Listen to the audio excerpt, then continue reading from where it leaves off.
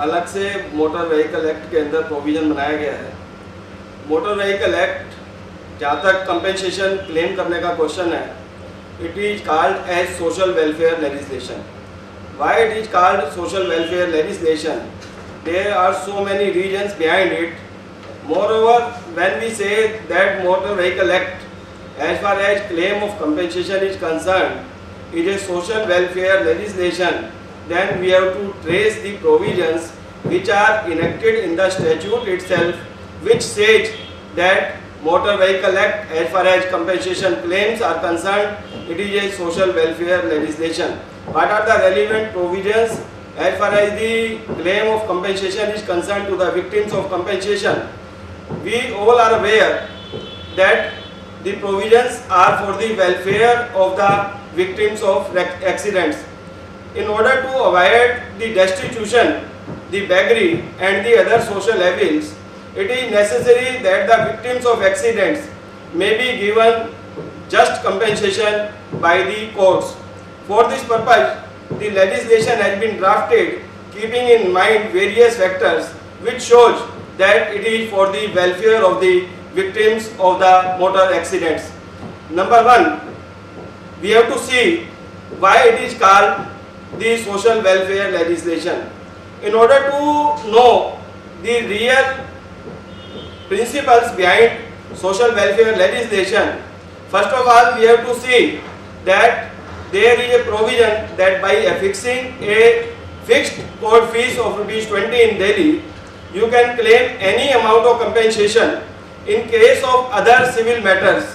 the amount of court fees has to be paid as per the amount claimed by the plaintiffs. But in cases of motor accident victims, by affixing total ₹20 court fees, one can claim any amount of compensation. Number second, the jurisdiction is to be decided in civil cases mainly on the basis of the residence of the defendants. But as far as the provisions of Motor Vehicle Act is concerned, the Act is a social welfare legislation. Therefore, the entire option to claim the amount of compensation is given to the victim of the accidents. There are three types of jurisdictions wherein the victim of the accident can file a claim for getting the amount of compensation. Number one, the victim of the accident can claim the amount of compensation where the accident had taken place. This is called local jurisdiction. Number second, where the victim of the accident or the legal heirs of the victim of the accident resides. And third, where the defendant or any of the defendant resides or work for gain. These are the three categories wherein the jurisdiction as far as the territorial and other factors are concerned have been given by the statute, and it is the clear option of the claimant to choose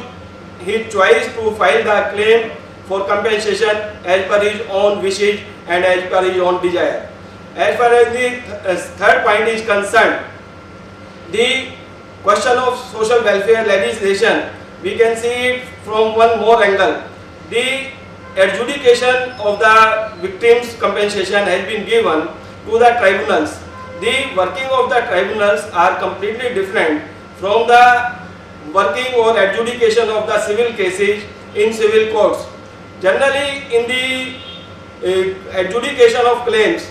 when it is to be adjudicated by the tribunals, the tribunal is not bound by the strict rules of Evidence Act or by the strict rules of CPC. Meaning thereby, to get the amount of compensation to be given to the victims, the procedure for adjudication has become so liberal that the adjudication of the claim cases may be expeditious without any wastage of time, and it must be given at the earliest opportunity. Next, we can say that it is a social welfare legislation because it is the duty of the tribunal to give just and reasonable amount of compensation to the victims of accidents. Generally, in the cases of trials by the civil courts, it is the party who has to decide which evidence has to be led, and on the basis of the evidence led by the courts, the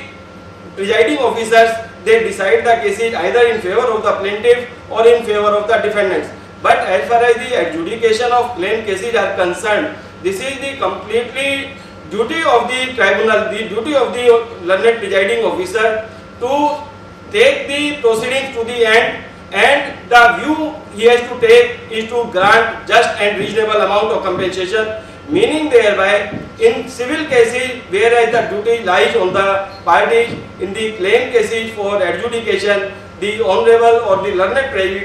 presiding officer, he is equally liable and he is bound that the victims of the accident must get just and reasonable amount of compensation. The next point, when we can say that this is a social welfare legislation, we can say that whenever the proceedings are conducted before the honorable tribunals, then the honorable tribunal has to see that the victims of the accident not only to get the reasonable and just amount of compensation, but it has to decide which is the party who has to pay the real amount of compensation. In so many cases, the tribunal although awards the amount of compensation against the owner of the offending vehicles, but still when the insurance is there, the insurance companies are directed to pay the real amount of compensation, and then the recovery rights are given to the insurance companies to recover the said amount from the owner of the vehicle, which shows that the legislature has taken due care to the rights of the victims of the accidents, and that is why the insurance companies are given the liability to pay the amount of compensation and later on to recover the said amount of compensation from the owner or the other person who has breached the terms and conditions of the policy in respect of the payment of compensation. These are some of the provisions wherein if we are going to conclude, then we can say that the real effect of all these provisions is that it is called social welfare legislation. It is for those persons who have come to the honorable court because they are suffering because of the accidents which have taken place. Either in that accident they have sustained injury or they are near and dear, they have lost their lives. The order of the day is required that as far as possible the victims of the compensation, the victims of the accidents, they must get expeditious, cheaper, and at the most within the shortest period of time their claim from the honorable tribunals without wasting any time, and just to get the rightful amount of compensation so that their children, their other legal heirs, they may be settled in their life, because in so many cases the only bread earner of the family has expired or the victim has sustained such type of injuries that he is unable to pull up his life in future, and the persons who are dependent upon them, they may not feel deprived of any fundamental rights, any amount which they were entitled from their near and dear or from their father, mother and other persons.